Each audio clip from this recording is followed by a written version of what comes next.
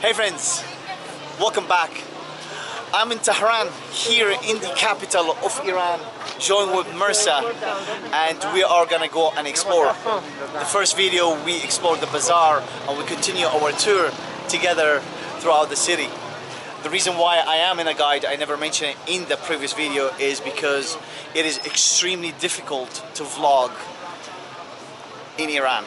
Especially right now, the beginning of this trip in this misunderstood country, I must say. But when you are with a local, you feel a bit more at ease holding a camera, walking in the streets. Everybody's looking, by the way. You are like a unicorn here. But yeah, it's so far so good. The country is not what we think is all about. It is completely the opposite so far as an impression. Mirza, what are we gonna do today? Okay, I want just to say something special for you. I don't know if you understood or not, in bazaar people walks really fast. Right. Yeah? Right. Because we said that if you walk really slow in bazaar, it's kind of symbolized that either you are broke, your business doesn't work, or you are lazy. Or you're just browsing, you're Yeah. not gonna here spend some money. Exactly. So somehow people, if they don't have a job, they pretend they want to walk fast to pretend that I'm really good business. On the other hand, we have a proverb that if you are really walking slow, like what we are doing, and just enjoying your time, people come to you and say that, what's going on? It looks like that you walk on Champs-Élysées. Yeah? In Paris.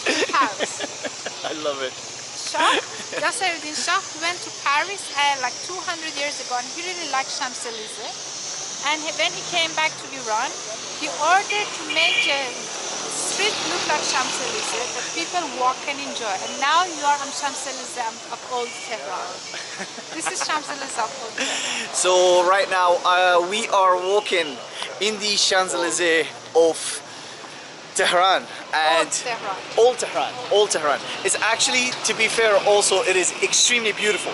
Okay, let me show you what we're looking at. So we've been talking and giving this intro as I wasn't actually planning. I never planned my intros, but you can see the background here. I'm gonna give you a closer look on what we're looking out here. Over this side is just continuously shops. Over there, that was the bazaar. That's where we finished and we're walking, and apparently this is the Champs-Élysées road that we are been walking on. And you can see all this here. These are the buildings. The architecture is incredible. There are so many beautiful buildings in the distance, but unfortunately I'm just like, I need to gather this courage to be able to pick up the camera and take some photos. It is intimidating to do it at the moment with the current situation, of course, happening in the country, but with Mirza I feel super confident to walk around all the camera. As I mentioned, here actually watch this square. So this is not far from the bazaar. And by the way, I've noticed also, Mirza, that some fountains are off, but this one is on. Because of winter, the rest of the fountains are not working. No, it's because it's kind of like we are in the water crisis. So okay. Look at that building in the distance there. So What is that? that's the part of the Golestan Palace. It's one of the buildings called Shamsul Emare, or the facade of the sun. Yeah, Shamsul Emare is Arabic. So, Shamsul? Emarat. Emare, okay. Yeah, the facade of the sun. Now we are going inside of the Arab quarters. Arab quarters. Iran, we have got different tribes, and the Arab peoples comes from this area, close to the border of Iraq. Yeah, actually, this is one of the reasons that Saddam Hussein wanted to attack to Iran, because that this is the Arabic part and wanted to catch the Arab, to catch the Arab parts of Iran. When we are going into, you hear a lot of the Arabic words, like the accent of Arabic. That shop is the first falafel shop of the town. Nice. And sometimes at noon, at lunchtime, there is a big line to stay there. because it's Arabic quarter. So Yeah. falafel comes from the Arab quarter. So it must be good. So now we are going inside of the Arab quarter. All right, let's go. Very good tip. I think this is going to be probably later on my lunch or yeah, it's I miss falafel actually. We're walking into the Arab quarter right now, and this is actually I haven't been here, so this is new for me. This is, I mean, when I said that Arab quarters, it's like 200 years ago, yeah. But now most of the people are Arabs, but it's still part of bazaar. They sell, I would say that like the spices, chocolates, coffees, and sometimes now we are going. They sell a lot of cosmetic stuff. Yeah, look at And I the want entrance. just to give you really nice information that maybe is interesting and funny for you. All right, look at this entrance though. I like it.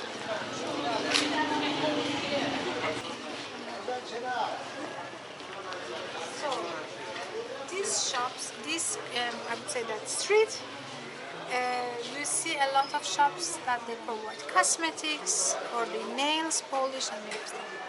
After Islamic Revolution, Iranian women should cover themselves, right? So they should cover their curves of their body. So the only place could be shown is their face. So they use a lot of makeups. This is the reason the consumption of the makeup in Iran is really high. It's high, yes, I've noticed. The beautiful face means perfect nose. So we have a really highest rank Nose of job. nose job. Yes, yeah? very noticeable. You see a lot of them.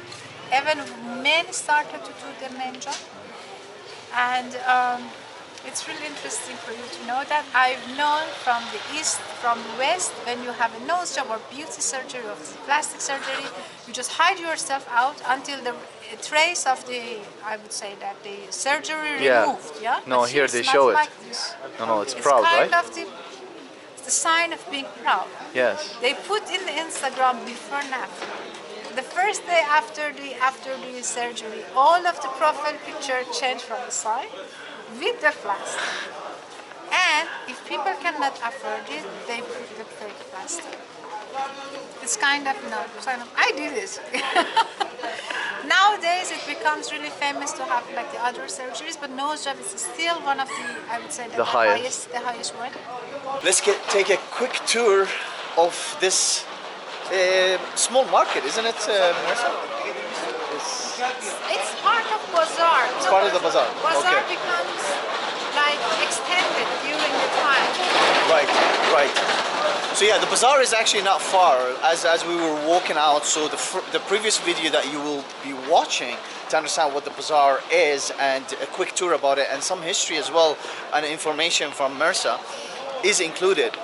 And when we exited, so we ended the video where the mosque is. We entered the mosque from a different side in the bazaar, and then we went around. I'm not sharing the footage because I wasn't allowed to film there. That's the reason. The complexity in this country when you're vlogging is really difficult. Using the camera in public is not like any other normal country I've been to while vlogging. So we exited and we walked on the Champs-Élysées, the Paris street, the street of Paris, as they called it, and we turned now, so the bazaar is that way, and now we are still part of the bazaar. So if you look at the map, it's still part of the bazaar, and I can see another entrance that's gonna take us to the bazaar. Yes. Yeah, it's gonna take us to the bazaar. Look at this. In this time that you are with me, we are in the bazaar area. Yes, yes. At the far distance there, there's another entrance to take you inside the bazaar, and we'll continue probably all the way around to the mosque. And along, oh man, I noticed this as well here, Mirza, that this is camel wool, Yes, right? this is camel. Yeah, they're very famous with making camel wool here. Try camel milk as well. Camel milk? Yeah? I'll keep that in mind, for sure. Is there like a specific And not, place? like maybe in the desert part, in this one, we can Right. go. Sometimes in the new supermarket, like really modern supermarket, you can find the manufactured one as well. Right. But you can find it in the desert part. Right. Okay, I'll keep that in mind. Anyway, we are actually inside the bazaar right now. And we continue. Bread, we have 4 or 5 kind of bread in Iran. It's one of the famous one, yeah. And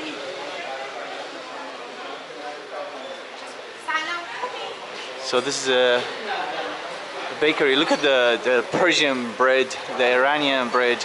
This is one of the most typical one that I've been seeing pretty much everywhere. But you're saying there are 4 different types, is it?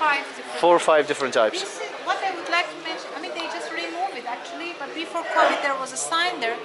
They said that if you cannot afford the bread, it's free for you. Bazarian people are benefactors. So since we are in bazaar, people they offer free bread for poor people. Right. Sometimes there is a box there, and they said that if you want to participate, you said that okay, I would like to buy 1 bread and 2 for the free people. So you pay for them, but you just in advance. In advance. In advance, yeah. This is how people they just help. Yeah, it's called pay it forward. I didn't I know. love that. I love that. So the Persian people are in control of. They can control the economy and have the generosity of sharing it also as well with the public. Anyway, we're gonna continue the tour and let's see where we're gonna head off to next. We were in the Arab quarter. Yes. Now we are going to the Jewish quarter without any wall. And I want just to tell that what's the history of Jewish here. Okay. So over there, that was. We walked through and we arrived to, we walked through the Arab Quarter, you've seen it, and through the bazaar, and there's a mosque there, and now we are crossing just a little street here, crossing all the way into the Jewish quarter. Did you know that there is Jews in Iran? Well, there's the entrance to the quarter. And I actually like this. The architecture here is it's actually a lot different than the Arab Quarter, but it's continuous from the bazaar. They're using the same bricks. Yes, but I talk about 200 years ago when Tehran was exactly this part, yeah? Right. When I say that quarters, like Jewish quarters, Arab quarters, Jewish people lived here, and they comes from the really high class of the family. They are the most richest people here. And one thing which is important to know that when, for example, in Europe, people said that we are going to the Jewish quarter. It just reminds of them about the Nazi time, this yellow star, and all of this stories related to those times. But here, Jewish people are respected by the government, actual government, and by people, and they have their own representative in the parliament. They have their synagogue practicing religion, they have their schools, they have their butcheries. When you talk to them, they said that we are Iranian, but we are practice another religion. So they are part of the community. They are not, I would say, that separated, because I know, like when people said that Jewish quarter, it just reminds them of the ghetto in Europe. Now you're going to the right, be careful. Oh wow, hang on a second. Marissa, hang on a second here. Look at that. Oh my God. That is incredible. Look, we walked all this way. Here it's all one continuous shot, and we are. Look at that. But we're gonna go this way. It's continuous to the bazaar, right? Now it's the workshops that And- like. But look at the style of even the doors. The doors is different than where we were. Because it was the quarter people used to live, but now here the area doesn't make sense to use it as a house. So they just changed the house to the bazaar, to the small shops. Right. It's like kind of workshops here. They just produce bags and luggage here. Right. I'm on. Another bread.